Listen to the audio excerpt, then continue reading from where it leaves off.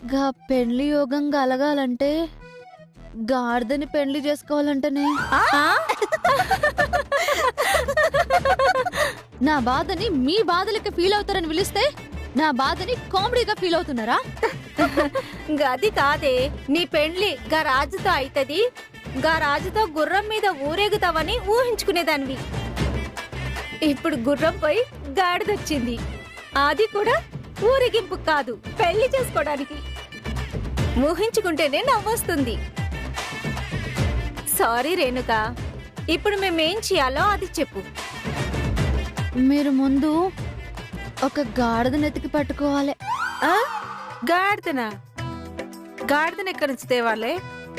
గట్ల అనకండ్రే, నాకున్నది మీరే కదా, ఎట్లయినా ఒక గాడిదని పట్టుకోరండ్రే. గీ వయసులో మన ఈడోళ్ళంతా మంచి అబ్బాయి కోసం వెతుకుతుంటారు, మనం మాత్రం గాడిద కోసం వెతకాల్సి వస్తుంది. నవ్వుడు ఆపుండ్రి, గాడిదని ఎతికి పట్టుకోండ్రే. ఇంతకీ ఈ పెళ్లికి ముహూర్తం మండపం లాంటివి ఏమైనా ఉంటాయా రేణుక? గాడిద దొరికిన టైమే మంచి ముహూర్తం, దొరికిన చోటే పెళ్లి మండపం. మీరు ఇట్లాంటి అడ్డమైన క్వశ్చన్లు అడగకుండా గాడిదని ఎతికే పనులు ఉండండి. అన్నట్టు ఇంకో విషయం, ఈ విషయం మన మధ్యలోనే ఉండాలి, ఎవ్వరికి తెలియకూడదు. సరే రేణుక, గాడిదని మేం చూస్తాం, మిగిలిన ఏర్పాట్లు నువ్వు చూసుకో. మేం బయలుదేరుతాం, పదవే. ఇదిగో మనకు ఎక్కువ టైం లేదు. సరేండి, ఇప్పుడు గాడిద కోసం వెళ్తున్నాం, ఓకేనా? దేవుడా, ఆ గాడిద తొందరగా దొరికేలా చూడు స్వామి. ఆలస్యమైతే నా రాజు నాకు దక్కకుండా పోతాడు. గాడిదతో పెళ్ళైతే నిజంగానే నాకున్న దోషం పోతుందా స్వామి? పోవాలి స్వామి, దోషం పోయి నా రాజుతో నా పెళ్ళయి గుర్రం మీద ఊరంతా ఊరేగింపుకు పోవాలి.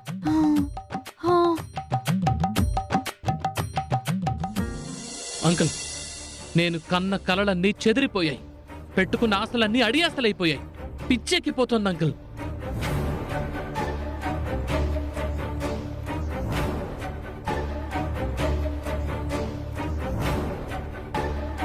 పెళ్ళాగిపోవడాన్ని నేను అసలు జీర్ణించుకోలేకపోతున్నాను అంకుల్. అటు ఫ్యామిలీలోను ఇటు ఫ్రెండ్స్ లోను తలెత్తుకోలేకపోతున్నాను. గౌతమ్, నువ్వు టెన్షన్ పడకో. జరిగిన దాంట్లో నీ తప్పేం లేదు, రూప తప్పు కూడా లేదు. అలాంటిది తాళి కట్టిన వాడెవడో తెలియకుండా మనం ఏ నిర్ణయం తీసుకోలేం. నేను అదే పనిలో ఉన్నాను అంకుల్. ఆ తాళి కట్టిన వాడిని పట్టుకుంటే ఈ ప్రాబ్లం సాల్వ్ అవుతుందని నాకు తెలుసు అంకుల్. నేను కూడా ఎంక్వైరీ చేస్తాను గౌతమ్. రాజు కూడా అదే పనిలో ఉన్నాడు. అంకుల్, ఇదంతా చూసి ఆ ఫోటోలో ఆ తాళి కడుతున్న హ్యాండ్స్ పక్కనున్న లేడీ హ్యాండ్స్ చూస్తుంటే ఎవరో బాగా కావలసిన వాళ్ళు, దగ్గర వాళ్ళు, తెలిసిన వాళ్లే చేసినట్టుంది అంకుల్.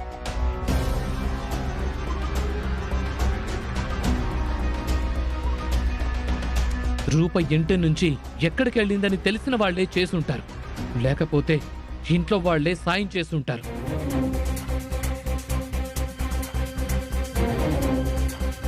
ఏమంటున్నావు గౌతమ్? అంకుల్, ఐ మీన్ పెళ్లికొచ్చిన బంధువుల్లో కూడా ఎవరైనా వాడికి హెల్ప్ చేసి ఉండొచ్చు కదా. మామయ్యకి ఈ విషయం తెలిసి చాలా హర్ట్ అయ్యారు. ఇక పెద్ద మామయ్య అయితే నన్ను వేస్ట్ ఫెలోలా ట్రీట్ చేస్తున్నారు. గౌతమ్, నువ్వేం కంగారు పడకు. నేనిప్పుడు పార్టీ మీటింగ్కి బయలుదేరుతున్నాను. అక్కడ సీఎం గారిని పర్సనల్గా కలిసి మాట్లాడతాను. సరే uncle. Take care Gautam, be cool. Okay అక్క, వెళ్ళొస్తాను. రూపా, నాకు తెలిసినంత వరకు ఇదంతా ఎవడు చేశాడో నీకు ఖచ్చితంగా తెలుసు. నాకైతే ఒకరి మీద క్లియర్గా డౌట్ ఉంది. నా అనుమానమే కరెక్ట్ అయి వాడే అని తెలిసిందంటే వాడు ప్రాణాలతో మిగలడు.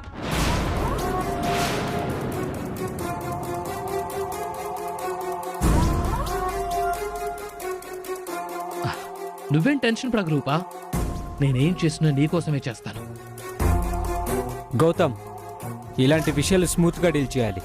కోపానికి పోతే ఒరిగేదేం లేదు. మీ ప్లేస్లో కాదంకల్, నా ప్లేస్లో ఉండి ఆలోచించండి. అమ్మాయి గారు, నేను కూడా వదిలిపెట్టను.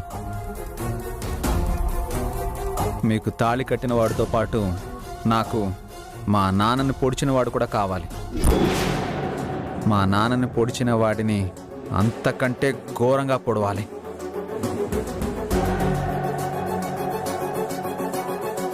అనుమానానికి ఆధారాలు తోడై మా నాన్నను పొడిచింది వాడేనని క్లారిటీ వస్తే మాత్రం వాడిని ప్రాణాలతో వదిలిపెట్టను, చంపేస్తాను.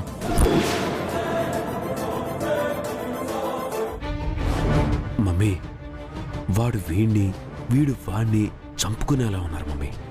నిజంగా అదే కనుక జరిగితే ప్రపంచానికి ఏం నష్టమో తెలియదు కానీ మనకి మాత్రం చాలా లాభం. బాబు గౌతమ్, ఆవేశపడకు. రూప పెళ్ళి ఆగిపోవటం ఇది మొదటిసారి కాదు. ఏమో, రూప జాతకాల్లో అసలు పెళ్లి యోగమే లేదేమో. మళ్ళీ ఒకసారి జాతకాలు చూపిద్దాం. ఆంటీ, రూపమెళ్ళో తాళి కట్టినవాడు జాతకాలు ముహూర్తాలు చూసి కట్టాడా? లేదు కదా. కానీ మీరంతా ఆ తాళి కూడా విలువిస్తున్నారు కదా. అలాంటప్పుడు నాకు కూడా జాతకాలు ముహూర్తాలతో పనే లేదు. రూప విషయంలో నేను దేన్ని లెక్క చేయను. రూపా, నీ మెడలో ఉన్న తాళి తీసేయడానికి సిద్ధంగా ఉండు. నేను వెళ్ళి వాడెవడో తెలుసుకొని వాడి తల తీసుకొస్తాను.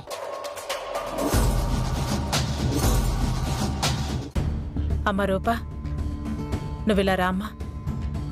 రాజు, నువ్వు రా. ఎక్కడికి చిన్నమ్మగారు? ముందు నువ్వు రా, చెప్తాను. రా. అమ్మ రూప, నువ్వు రా. మమ్మీ, వీళ్ళిద్దరు ఆవేశాలు చూస్తుంటే మనం ఎలాంటి ప్లాన్లు వేయకుండానే రూప మనకి దక్కేలా ఉంది. రాజు, ఆ గౌతమ్తో నీ గొడవ ఎందుకు చెప్పు? మా నాన్నని పొడిచింది ఆ గౌతమే చిన్నమ్మగారు. వాణ్ణంత ఈజీగా వదిలిపెట్టను. పెళ్లి ఆపడానికి ప్రయత్నించినందుకే ఆ గౌతమ్ మీ నాన్నని చంపడానికి ట్రై చేశాడు. అదే పెళ్లి నీ వల్లే ఆగిపోయిందని, రూపమెళ్ళో తాళి కట్టింది నువ్వే అని తెలిస్తే నిన్ను ఊరికే వదిలిపెడతాడా?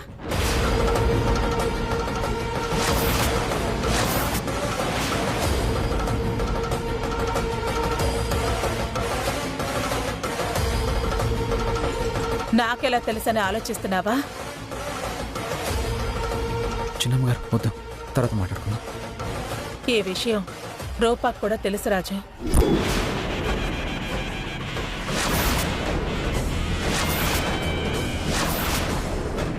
నాకు తాళి కట్టింది నువ్వే అని నాకెందుకు చెప్పలేదు రాజు?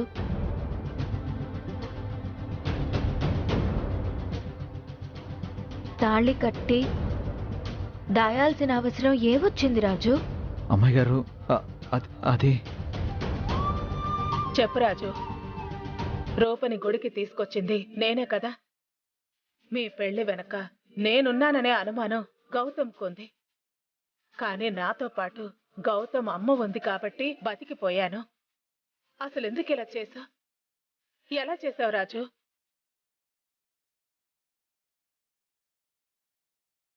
అమ్మాయి గారు, మా నాన్న మీకు తాళి కట్టమని చెప్పాడు. మీరంటే నాకు ఇష్టమే కాబట్టి కట్టేశాను. అది కాకుండా గౌతమ్తో పెళ్ళి ఆపడానికి కూడా అదే మంచి మార్గం అనుకున్నాను.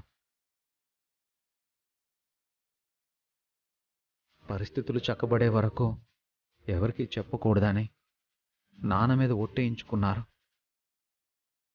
అందుకే చెప్పలేకపోయాను. సరే రాజు, ఈ విషయం ఇంకెవరికీ తెలియనీకు. అసలే ఆ గౌతమ్ తాళి కట్టినవాడు దొరికితే చంపేస్తా అని తిరుగుతున్నాడు. అది నువ్వే అని తెలిస్తే ఎంత గొడవ చేస్తాడో ఏమో. బావగారు ఎలా రియాక్ట్ అవుతారో ఏమో అని చాలా భయంగా ఉంది. మీరేం భయపడకండి చిన్నమ్మగారు. మా పెళ్లి విషయం పెద్దయ్య గారికి తెలిసే లోపు మా నాన్నను చంపడానికి ట్రై చేసింది ఆ గౌతమేనని పెద్దయ్య గారి ముందు నిరూపించి వాణ్ణి బయట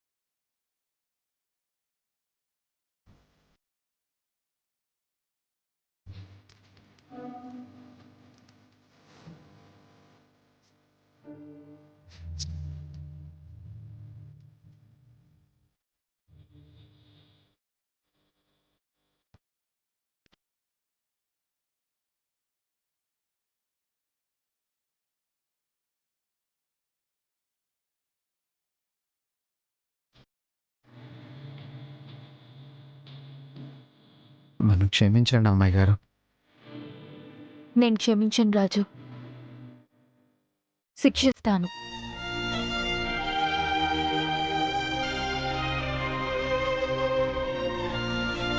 రాక్షసుడి లాంటి ఆ గౌతమ్ బారి నుండి కాపాడడానికే తాళి కట్టావని సంతోషంగా ఉంది రాజు. కానీ ఒకరికి తెలియకుండా దొంగతనంగా కట్టినందుకు బాధగా ఉంది. ప్రాణంగా ప్రేమించిన వాడు తాళి కడితే ఏ ఆడపిల్లకైనా పట్టరానంత ఆనందంగా ఉంటుంది. కానీ ఆ ఆనందాన్నంతా మనసులోనే దాచుకోవాల్సి వస్తోంది. అది చాలా కష్టం రాజు. అందుకే నిన్ను క్షమించలేను. ఏం తెలియనట్టు నా బాధ తీర్చడానికని చెప్పి గుడికి తీసుకెళ్లి సీతారాముల కళ్యాణం జరిపించావు. కానీ భార్యాభర్తలుగా మనం కళ్యాణం జరిపించామని తెలిస్తే ఎంత పొంగిపోయేదాన్నో. కానీ ఆ ఆనందాన్ని కూడా నాకు కలగనివ్వలేదు. అందుకే నిన్ను క్షమించలేను.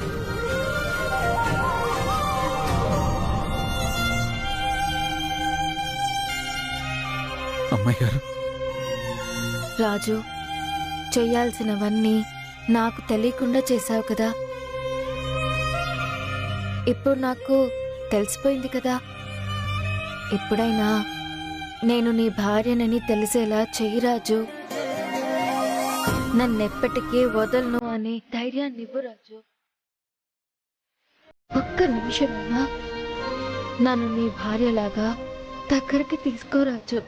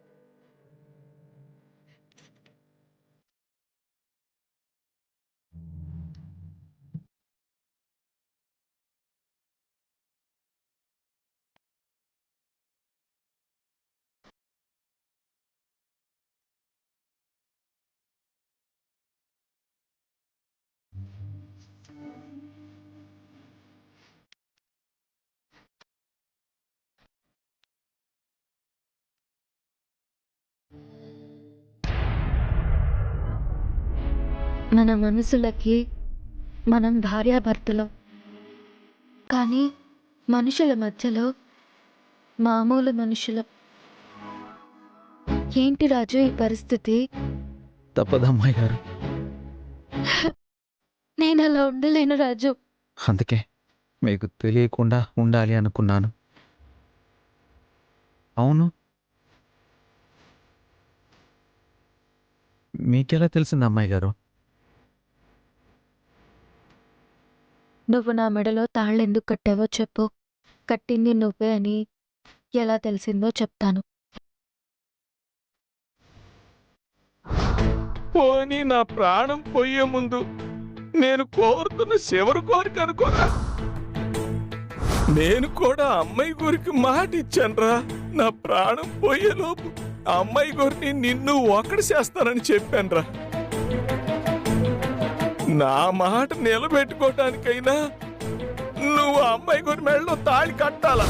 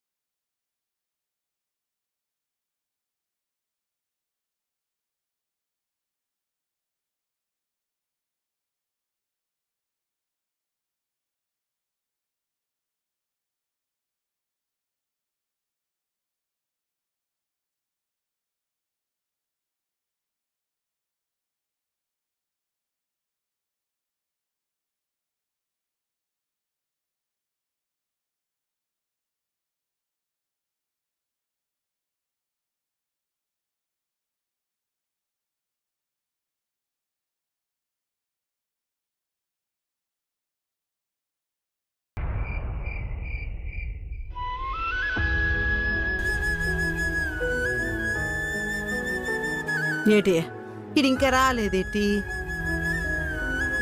అడుగో మాటలోనే వచ్చేసాడు.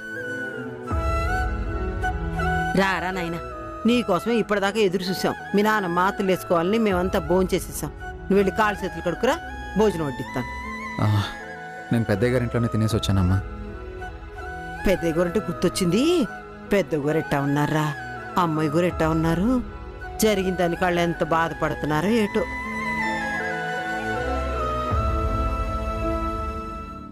నాకు పెళ్లి యోగం కలగాలి అంటే చెట్టుతో పెళ్లి జరిపించుకో అని చెప్పిండ్రు. రాజు కోసం ఏమైనా చేయాలి. చెట్టుతో ఏంది, పుట్టతోనైనా పెళ్లి జరిపించుకుంటా. నాకున్న దోషానికి పరిహారం చిక్కితే చాలు. గప్పుడు లొల్లంతా ఉండదు.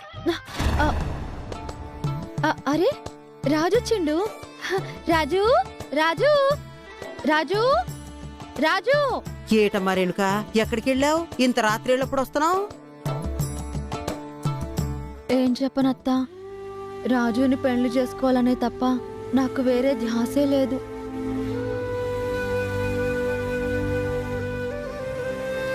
గా పంతులేమో నాకు పెళ్లి యోగం లేదని చెప్పిండు. అందుకే వేరే పంతుల్ని కలిసి పరిష్కారం ఉందేమోనని కనుక్కొని వస్తాను. ఆడపిల్లవి ఈ సమయంలో ఒంటరిగా తిరగడం అంత మంచిది కాదమ్మా. 2 రోజుల్లో నేనే మంచి పంతుల్ని పిలిపించి జాతకాలు చూపిస్తానులే. అంత మంచిగా ఉంటే ముహూర్తాలు కూడా పెట్టిస్తాను, సరేనా? ఓ మా మంచి అత్త. అత్త ముందు కూడా గిట్లనే ముహూర్తాలు పెట్టిండ్రు, పెండ్లి మాత్రం చేయలేదు. పెట్టుకున్న ముహూర్తాలకు పెండ్లి చేసుకున్నందుకేనేమో గీ జాతకాలు గిట్లా మారిపోయినాయి. ఈసారి అలా జరగదులే రేణుక. నువ్వేవి కంగారు పడకుండా ప్రశాంతంగా ఉండు. అన్ని నేను దగ్గరుండి చూసుకుంటాను, సరేనా? సరే అత్త. రాజు రాజు ఇప్పుడే వచ్చాడమ్మా. నువ్వు కూడా పొద్దుపోయేదాకా తిరిగి వచ్చావు కదా, వెళ్ళి తినేసి పడుకో. బాయ్ రాజు.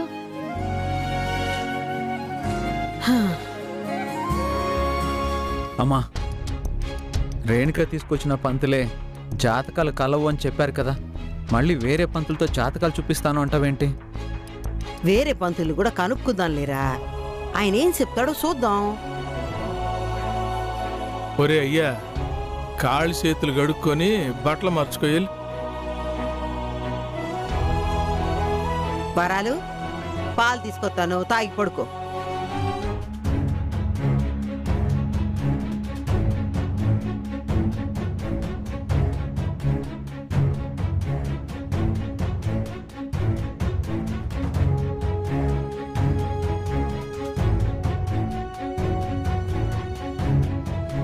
ఒరే అయ్యా, నువ్వు వచ్చిన కాడి నుంచి చూస్తున్నాను. ఎందుకు అలాగున్నావు? అమ్మాయి గారి మెడలో తాళి కట్టింది నేనేనని అమ్మాయి గారికి చిన్నమ్మ గారికి తెలిసిపోయింది. ఏటయ్యా అలా కళ్ళు పెద్ద వేసేసి చూస్తావు? ఇదిగో మాత్ర వేసుకో.